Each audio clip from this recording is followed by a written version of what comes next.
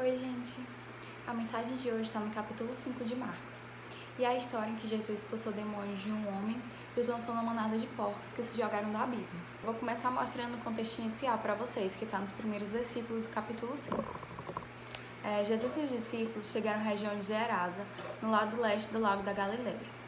Assim que Jesus saiu do barco, foi encontrar-se com ele um homem que estava dominado por um espírito mau.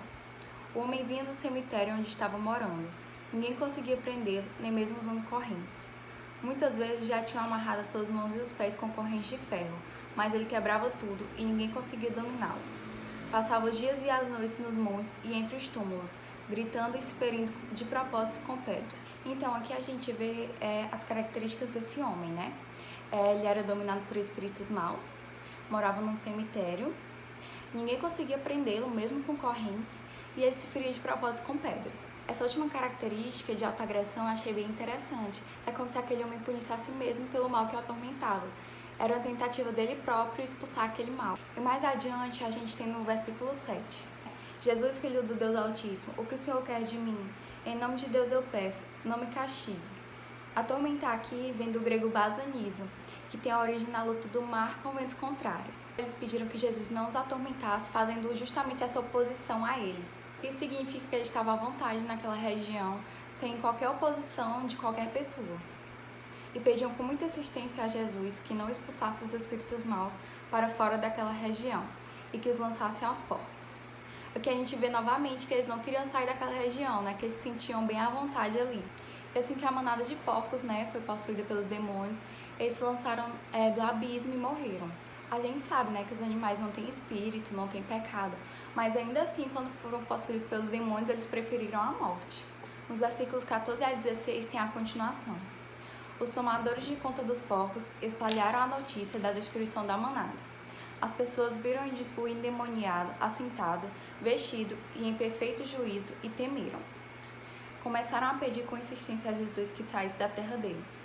Aqui a gente vê nessa preocupação para que Jesus saia dali. Por essas passagens a gente vê que aquela terra era um lugar propício aos demônios e ali eles se sentiam muito à vontade. E ao permitir que eles destruíssem aquela manada de porcos, Jesus na verdade estava fazendo com que os habitantes dali tivessem uma postura em relação a ele. Ou se alegravam com a presença poderosa de Deus contra as trevas, ou rejeitavam ele em prol da vida material, até porque foram 2.000 porcos. Ou eles se alegravam pela libertação endemoniada, que eles viram completamente transformado, ou se entristeciam por Jesus ter permitido a destruição dos porcos. Essa mensagem trata de um tipo específico de pessoa, os incrédulos que foram atraídos a Cristo, mas que o rejeitaram. Mas existe um outro grupo que eu também vou falar hoje, que são os incrédulos com conhecimento e aceitação intelectual dos fatos bíblicos. Então, nesses dois grupos de pessoas, a gente percebe que tem a resistência ao volitismo ao cristianismo, que é justamente esse poder de escolha, né, o de não querer aceitar. E aí vem um questionamento, né, por que alguém poderia, por exemplo, não querer o dom gratuito do perdão? A resposta para essa questão está novamente nos fatores volitivos, porque aceitar e seguir a mensagem do cristianismo exige mudança, da forma de pensar, o estilo de vida, as prioridades. E é muito difícil, né, a gente estar disposto a abdicar desse controle da nossa vida. Lembrando que há uma diferença entre aceitar e acreditar. As pessoas daquela cidade, por exemplo, elas conheciam aquele homem e elas foram ver com os próprios olhos a mudança feita na vida dele. E ainda assim rejeitaram Jesus. A resistência daquelas pessoas não era intelectual, né, porque elas presenciaram o acontecimento, mas também era emotivo. E uma das coisas mais bonitas que eu acho na criação de Deus é justamente essa liberdade. Deus concedeu a nós a oportunidade de aceitá-lo ou de rejeitá-lo. Tanto que em Apocalipse 3:20 nós temos essa passagem. Eis que estou à porta e bato. Se alguém ouvir a minha voz e abrir a porta, entrarei em sua casa e com ele cearei e ele comigo.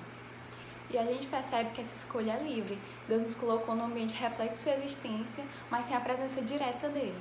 E a mensagem final que eu queria trazer para vocês é que a gente possa ter a mente aberta para reconhecer a verdade quando a virmos e estarmos dispostos a vivê-la. Isso que eu estou falando é não só sobre religião, mas de qualquer outro aspecto, né, da nossa vida.